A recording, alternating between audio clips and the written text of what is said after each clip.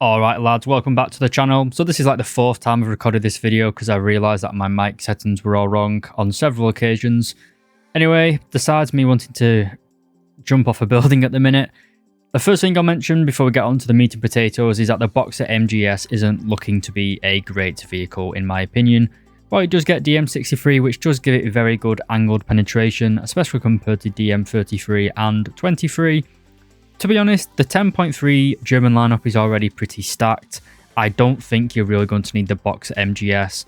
So if you're quite short on time, and if you're not a collector, I get really the only time I'd recommend someone to grind the vehicle is if you're trying to sell it on the marketplace. If not, it's probably easier just buying it off the store when the event's over. But anyway, let's get into the actual video itself. And that is going to be the battery rating decompression, quote unquote, coming in the next micro update.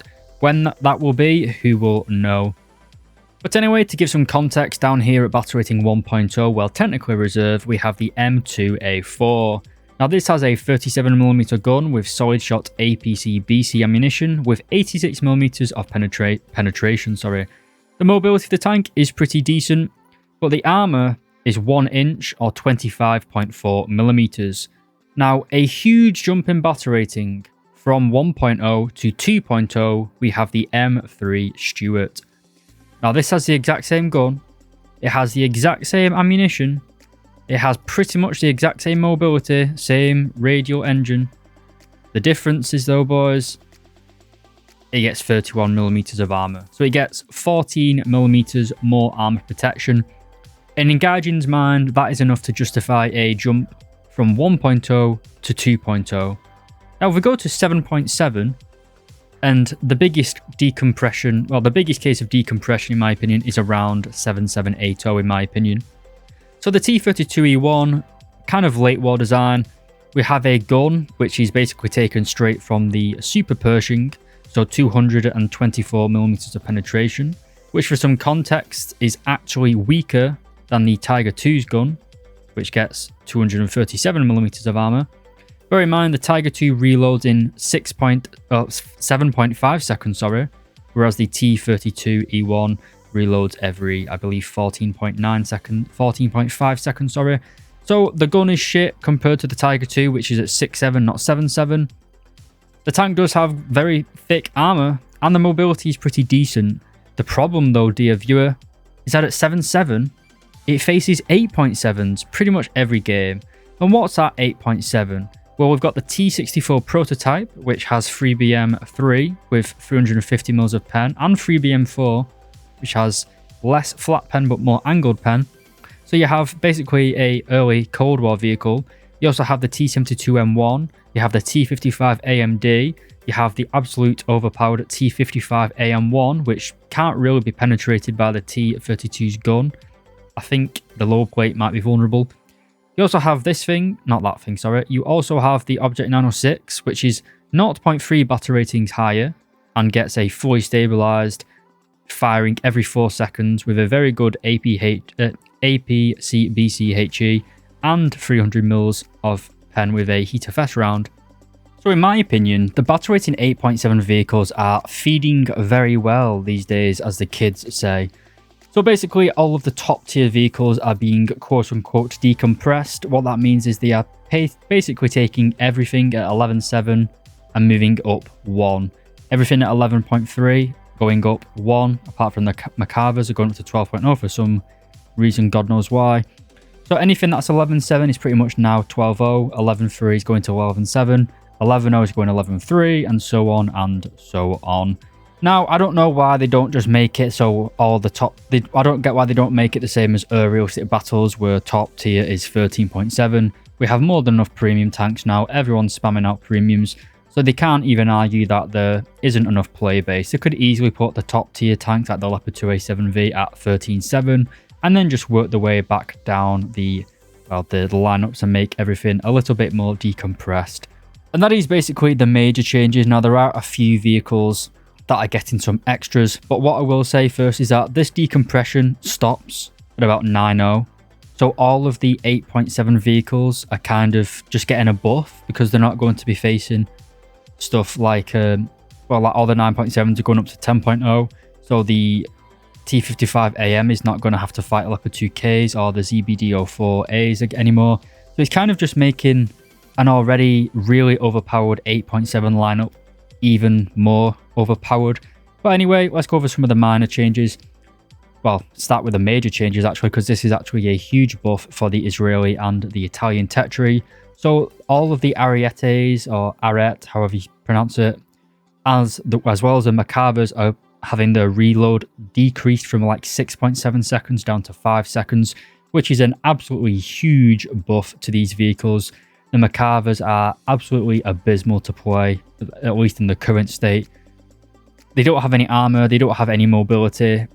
While they do have a good ammunition, the ammunition is actually very good, but the reload of 6.7 seconds means it's just not competitive with pretty much any of the other top tier vehicles. The Arietes at least are kind of decently mobile with a good gun, but again, they're going up to 11.7 with a 5-second reload, which is going to give them a little bit more, a new lease of life anyway, in my opinion. So the Clickbait, the top tier premium for the United States, is also getting the M829A2 shell, as well as the tank it's based on, the M1A1 Heavy Common, I believe that's called. Not particularly needed really, but something else that's quite stupid, the Ram SAKO is going to 11.3. There's not a single person in the world that's arguing the Ram SAKO is overpowered. I think Gaijin have literally just taken every single vehicle above like 9.7. They've just increased it by 1 without even thinking about it. So for example, the AGS, which has been massively increasing battle rating recently, I think this used to be 10.3. It's now 11.3. It's not getting a better round to complement it or improve it in any way. It's just being absolutely nerfed into the ground for no reason. Same with the KF41. This thing is absolutely dog shit at 10.7. Now it's going up to 11.0. It would be good if they kept this at 10.7 though, because it will have the Leopard 2 Panzer, it'll have the Leopard 2A4 for the Italian tech tree here, sorry, as well as the Freccia, the Ariete P. Another thing, the Nama 30, this is absolute dog shit. It's so slow, but the body of it, it's basically a light tank with the mobility of the Macabre, which is abysmal. Apart from that though, we've got one main addition for me, and that is the OF40 MTCAs getting DM23. This is going to be a big change. All of you hardcore Italian players out there, I used to be, basically all this stuff kind of is added in between. I've never gone back and grinded it out. But the OF40 MTCA is one of the vehicles that I used to grind, the Italian tech tree. So with DM23, you get 337mm flat and 195 at 60 degrees, but it is getting that DM33, such as the one found on the Leopard 1A5. So that's going to increase up to 408mm flat and 236 against angled penetration, which is a massive buff for the OF40. I'm not too sure whether you can still get this. I'm not really sure anymore. The Fox as well, I believe, was also thinking about getting a rework to the ammunition. Basically the moaning that the ammunition is too good. Now, the thing about reworking the ammunition is that the Warrior also uses this gun, and literally no one is arguing that the Warrior needs to be nerfed at the minute. So it would make more sense to anyone with a functioning brain to just take the APDS belts away from this and just put it down to like 6.3 or 6.7. But that's too intelligent for them to do. So they've got to nerf the Fox, but it's also going to just nuke the Warrior even more than it already is. The Type 16s are getting a massive buff as well.